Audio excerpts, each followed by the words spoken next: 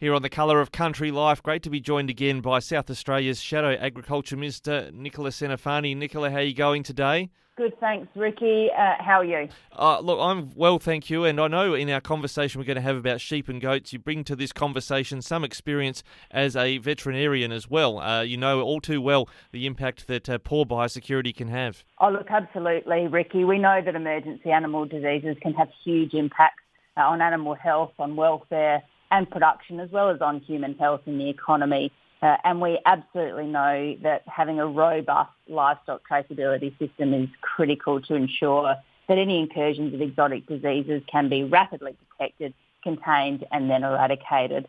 And we, the opposition, absolutely support 100% efforts to improve traceability.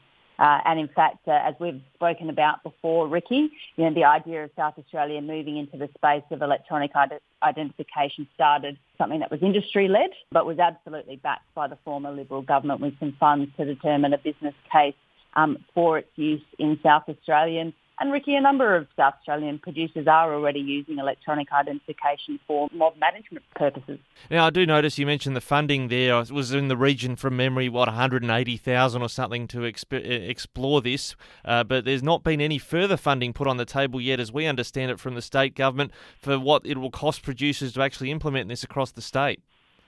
Yeah, Ricky, it's my understanding that the report from the task force that was looking into the business case was given to the Minister coming up 2 weeks ago this Friday, and we are still yet to hear anything about funding commitments and also anything, to do with, I guess, the rollout. What I don't support is the lack of absolute transparency and clarity that we're getting from Claire Scriven and her government around the rollout of the system that her government made mandatory at this point in time. What was originally an industry-led initiative has now become government-driven, and that was obviously due to the announcement by Minister Watts to mandate the sheep and goat electronic identification nationally.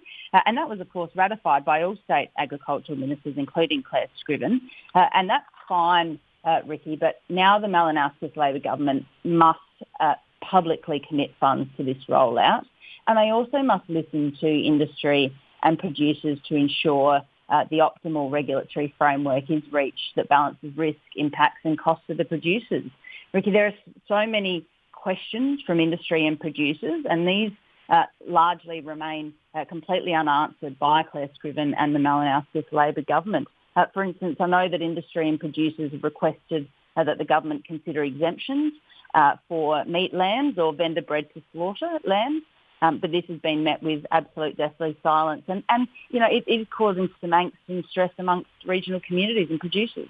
Well, that's what we're picking up as well, and concern across the states where we broadcast at Flow FM that there's uncertainty from a number of state governments about exactly how much they're going to contribute. It seems like you say Murray Watt not only accelerated the rollout of electronic traceability, but then there was this $40 million put on the table. It does seem to us there's an expectation the states would match that. And are they squabbling, and you're picking up any chatter on the radio that maybe they're arguing about who contributes how much and based on what metric?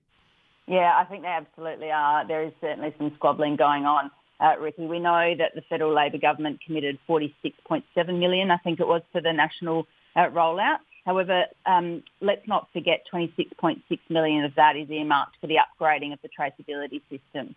So, we can all do the maths. That leaves about $20.1 million for co-contributions across the entire nation, obviously excluding Victoria, which mandated this as a state back in 2017. But Ricky, I think it's really worth noting that the rollout of the sheep and goat EID cost the Victorian government approximately $17 million across, I think it was about 5 years in subsidies, at that time. There has been some criticism from the New South Wales government in recent days about the federal government not having committed enough funding for the proposed mandatory rollout. And I actually agree with the New South Wales government.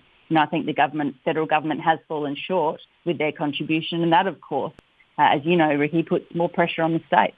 Well, and also pressure on producers, because in the end, whilst the producers are, I think, as you say, the opposition's all on board with the idea of having electronic traceability, there's a broader sort of public interest, especially with these, I think it's the zoonotic diseases that are arising, where sometimes we're seeing possible transmission from animals to humans, that we may actually have a broader public interest and therefore a role for government in contributing a sizable proportion of this sort of technology. Yeah, and I think it's really about, giving the producers some clarity and some certainty about their business going forward, Ricky.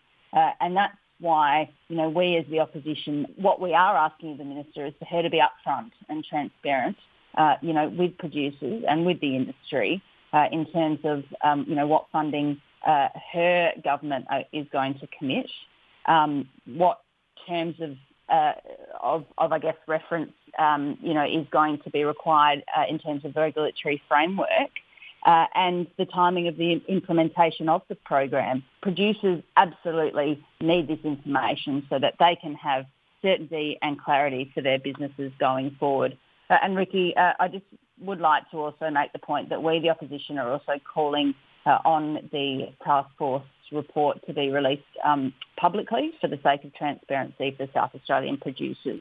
Well, fortunately, in early March, there's a resumption of state parliament, some things to pursue there for the opposition. Nicola Centofanti, thanks so much for joining us again today. Thanks for having me, Ricky.